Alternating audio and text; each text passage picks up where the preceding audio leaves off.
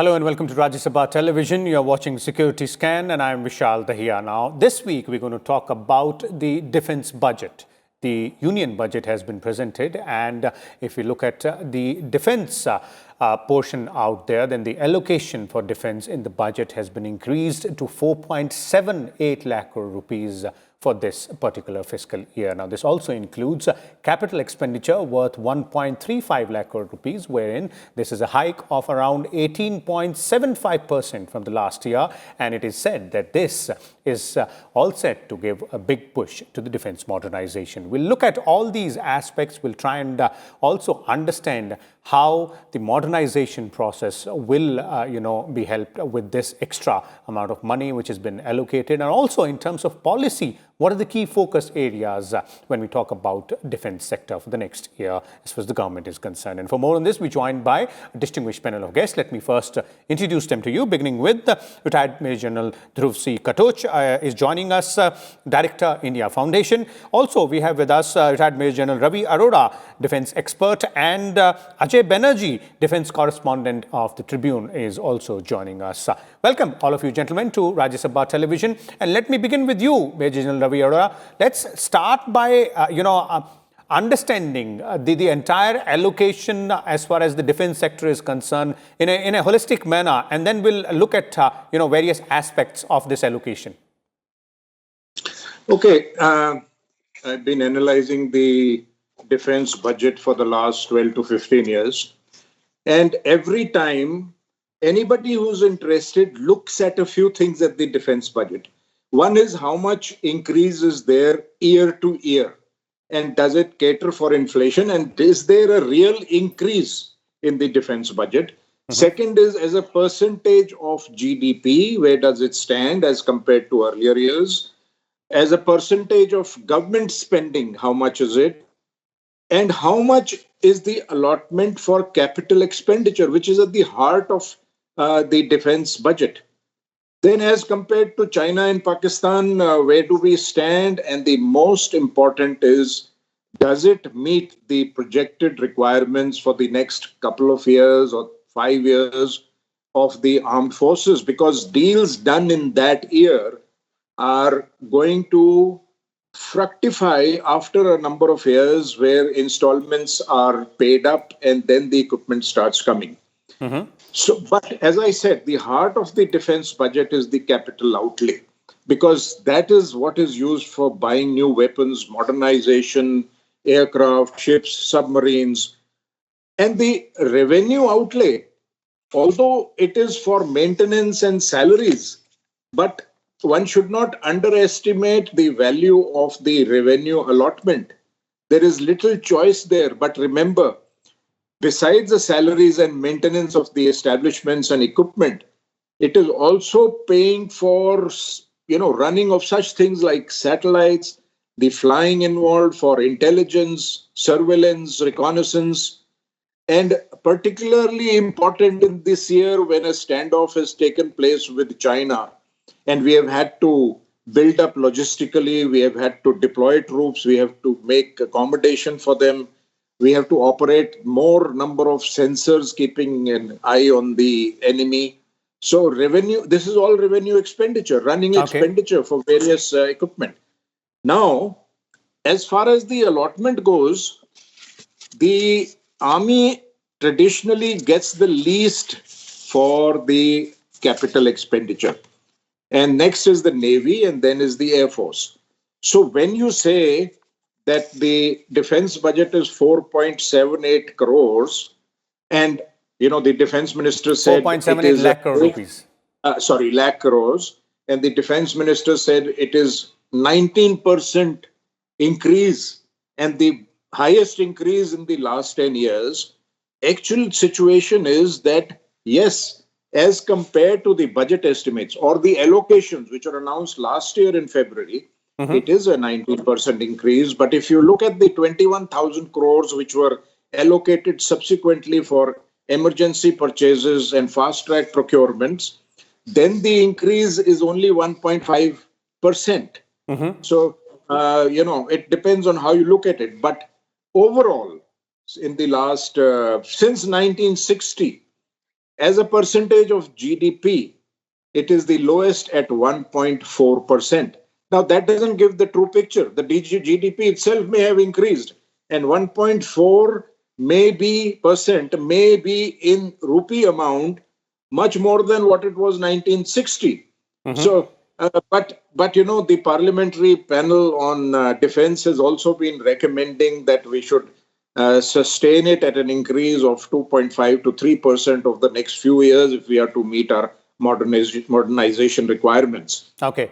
So, you know, we can go into the figures for capital expenditure, for revenue expenditure, Definitely. for DRDO, other things.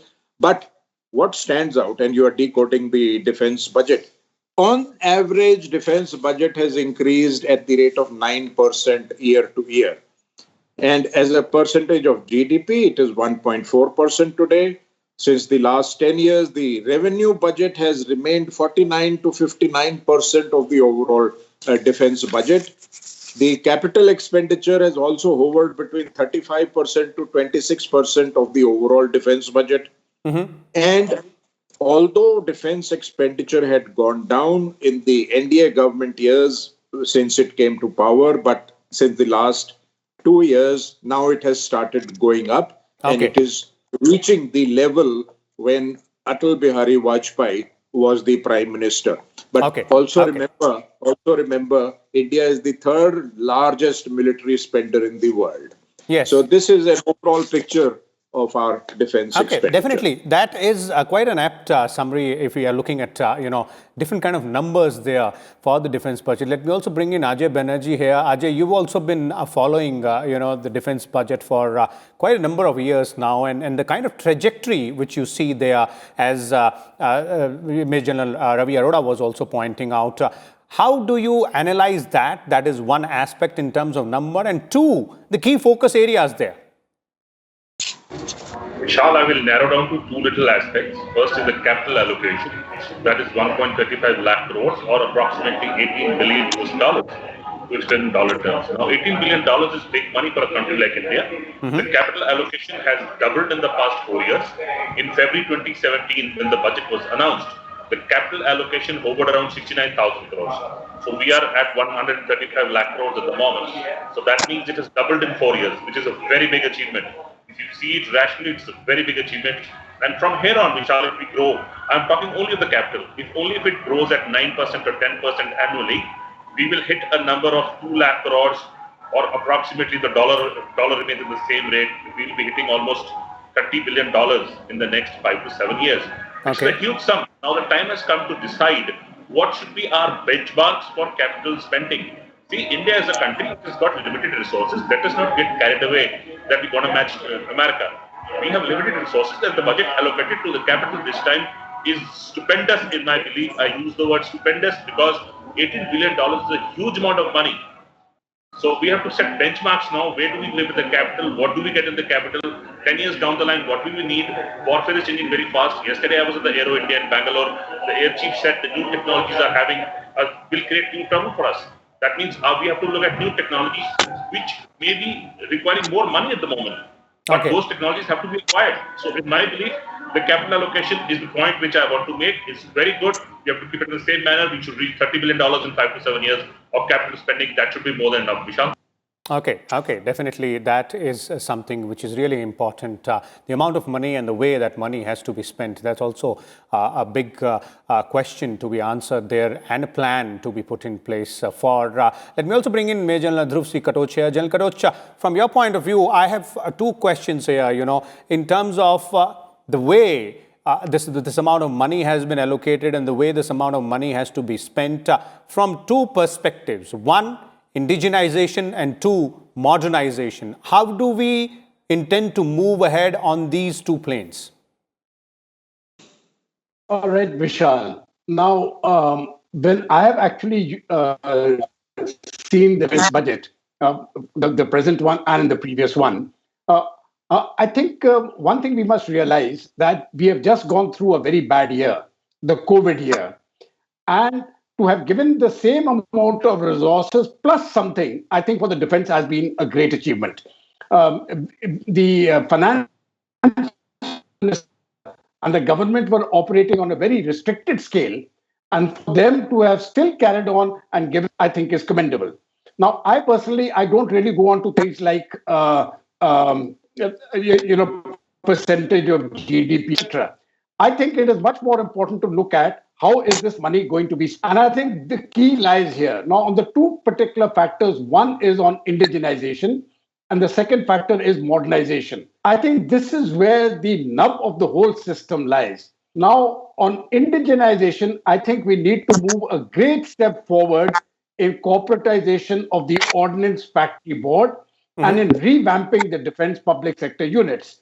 Now, let us say theoretically, if we can improve the efficiency by 25 to 30%, we can say that we have got that much more budget. This is one. The second thing is, in my view, I think we have got to get the private sector in a very big way. Now, there is no country in the world which can simply depend on the public sector. If you take a country like the United States, the entire defense industry is run by the private sector. So the private sector needs to have a very big role to play. And once the private sector has a big role, we are going to find something phenomenal happening in India. Your defense corridors start getting established. Now, the two defense corridors which have been already planned in the previous years, one in Uttar Pradesh and one in Tamil Nadu, you see, once those defense corridors get activated, we are looking in terms of millions of jobs being created. And those millions of jobs being created create your defense industrial where both the public and the private sector direct investment comes in. So what we are, in my view, what we are going to see is really a revamping of the administration, a revamping of the policies, the process which has started now and which are going to continue, and which hopefully over the period of time, we don't have to really start concerning ourselves with terms of 1.4 or 1.5 or 2% of GDP. We will have to look into terms of deliverables as to what is being delivered on the ground. And once that gets into motion, I think we are very well set on the path of modernization and indigenization. And this budget, in my view, shows the way. Okay. So it is all about deliverables on the ground on these two aspects, which are really, really important as if you're looking at the defense infrastructure and the requirements of India are also concerned. Major Ravi, Arora, your views there on these two aspects. You earlier spoke about numbers, and obviously numbers have to be understood very clearly to see as to where we are moving ahead. But when we're talking about the implementation on the ground, when we're talking about tangible results there, specifically with respect to indigenization and modernization, and as Major Katoch also pointed out, private sector will have to play a much more larger role there. We will have to, not only policy-wise, but also implementing those policies, we will have to ensure that. I agree with you, but the defense budget must include what we want to achieve and the roadmap to achieving that. As far as indigenization goes, we do see that the DRDO has been given more money. Well, that is one way of indigenization. But I would have liked to see more funds for R&D in the private sector, the government holding hands with the private sector. It's been said before that the government must help the private sector. They were not willing to invest in R&D unless the government assures them they will buy what they develop and design and produce. So I would have liked to see that. But remember, despite low defense expenditure so far, in the last 2-3 years, we have managed to acquire a large number of systems. Everybody knows about the Apache helicopters, the Rafales, the submarines, the ships, the nuclears, of course, domestic products also, like the 2 nuclear submarines, our P-75 and Scorpion submarines. And we have a big wish list. And you see, this budget shows that we resorted to 21,000 crore worth of fast-track purchases, and that much amount again has been added without going into revised estimates, and already been added in the allocation. So one can expect large ticket purchases even in the next year or the current year. And that takes care of modernization. Yes, but you see, I would have also liked to see an assessment of the threat, the assessment of technology, and what we require to invest into. Well, of course, the three services would carry out their exercises of assessment of threat and make up their requirements. But, it still gives an impression, and this has been the bane every year. The defense budget still gives the impression that it is about numbers. It is what the armed forces want to buy, how much we can afford to allocate for it, how much we can afford to acquire. So without such an assessment, the meaning is diluted. Now Okay. comes to the other part, saving money through indigenization. I say you can save money through other means also. We have been dabbling into various methods. One was a good one, like leasing of equipment. We've leased Guardian's drones recently, and so we can try them out. It will reduce the time required to acquire them. Once we find them suitable, it will be easy to make a decision. But that's the point.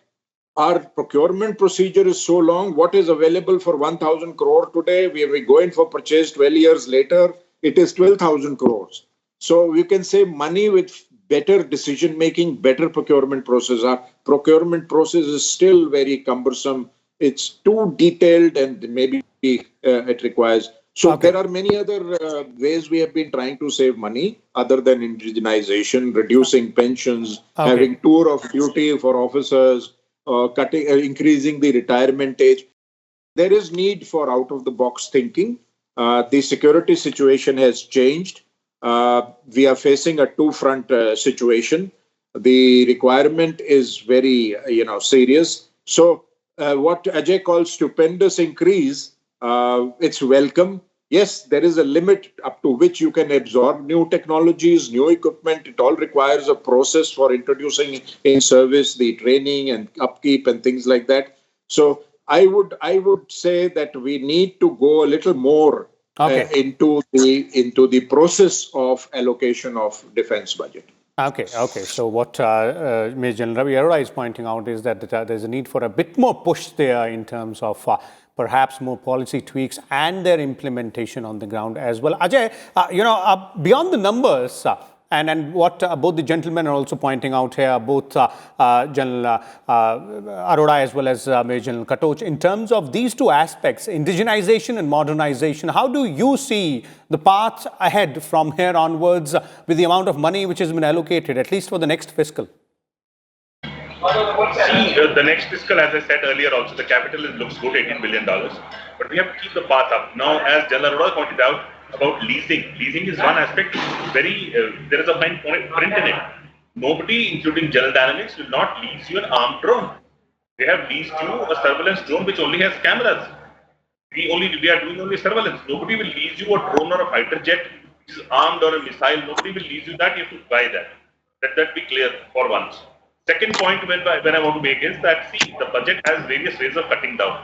Prime Minister Modi made an appeal almost 5 years ago that the forces have to restructure and form and come out with the common things which are common to all the three forces. In 5 years' time, very little has been done on that. General Rawat was made serious in January. We had a COVID year, okay, no issue. But now the time has come for the forces to do a brutal reality check. What is the number we need? See, a country like China or US have cut down their forces. They have right size, not cut down, they have right size. Do we need to right size them to cut the money? Yes. Do we need to make quicker decision making? Yes.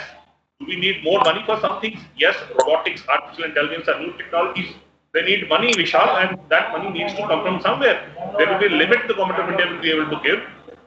In today's budget, it is 18 billion capital. That is 24% of the entire country's capital going to the Ministry of Defence. It's a huge lot of money. We have to understand that the government has prioritized defence, but now that it is on the services to look up to the matter and come out with solutions which give the government the leeway that, okay, we can save money here, okay, we can save money in this aspect and give it to the forces. Now, no way the old system cannot function. The restructuring has to come. It should have been done as of yesterday. Prime Minister Modi has been saying it for long, and the time has come now, Vishal. Okay. So now is the time to go ahead and give that push.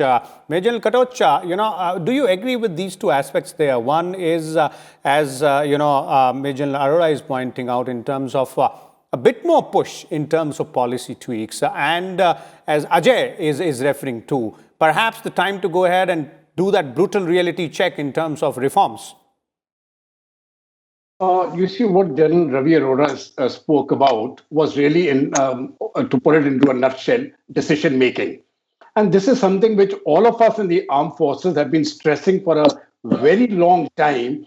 You need to have much faster decision making processes. If you can have faster decision making processes, it will actually impact very positively on the defense budget.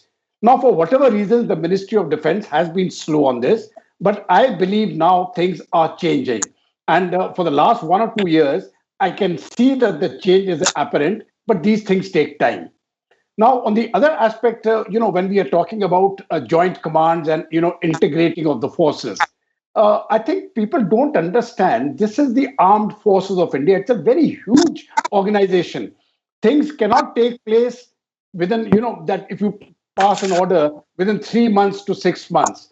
Even in the United States, it took years to settle down. So we are looking at a process. Now, the CDS, with the General Bipin Rawat coming in as the CDS, the process has started.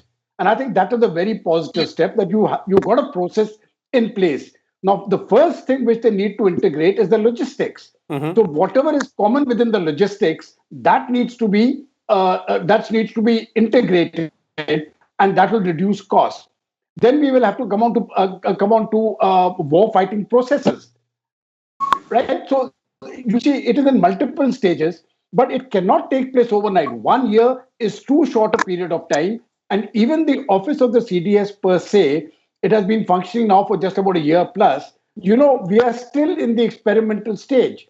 It is going to stabilize, say, within, I'm very optimistic, but at an optimistic estimate, it'll stabilize within not less than 3 years. It'll take more than 3 years. That is just the stability time. So I think we are looking at a future, but the point is that the path has been set right. You have put a car on the road which is pointing in the right direction, and you're on the correct highway. Now, I think that itself is a very great achievement.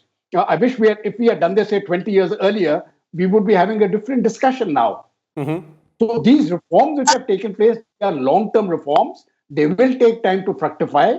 And I'm absolutely sanguine that when they fructify, the other aspect which was spoken of by General Arora in terms of integrating all the forces, I think that is also going to come in, because that is going to be the major force multiplier. But there's one point, Vishal, which I want to give, I want to repeat it at the cost of repetition. Please. You see, people don't realize one of the advantages of indigenization is the job creation which it does, the self-confidence which it gives, the Atmanirbhar, that very aspect which it gives to us, our own capacities. And I am sanguine that once we become not just Atmanirbhar for ourselves, we need to become a major defense exporting country. Export the Tejas, export the tanks, export your guns, export your missiles. Now, that is where the big ticket money is going to come from. And we need to get onto that. To put it very bluntly, if you can get your defense industry going, both in the private and the public sector or as joint enterprises, you can increase your GDP by a minimum of 2 to 3 percentage points. Now, that is the push which is there. So let us not look at defense as something which is just consuming resources. It is an institution which can create millions of jobs and which can really revamp the Indian economy. That's the way I look at it. Okay, definitely. There are possibilities of not only generating employment, but generating revenue there as well. But things have to be done right, and things have to be done in a proper manner with both the private and the public sector working hand in hand with each other. Thank you so much, Major General Dhruv Katoch, Major General Ravi Arora, as well as Ajay Banerjee, for your precious time here and your views to make our viewers understand the nuances of this year's defense budget. As our panelists were pointing out, the processes have been put in motion, but there are certain processes which are time intensive. For example, the process of indigenization, the process of reforms, better integration of the forces, and modernization is something which will have to go hand in hand with indigenization. With all this will be possible with much more better participation of private players and several other reforms as well in terms of policy tweaks and changes. As our panelists were pointing out, we'll keep an eye on all these aspects and keep bringing you all the details throughout the year. Till then, keep watching Rajya Sabha Television.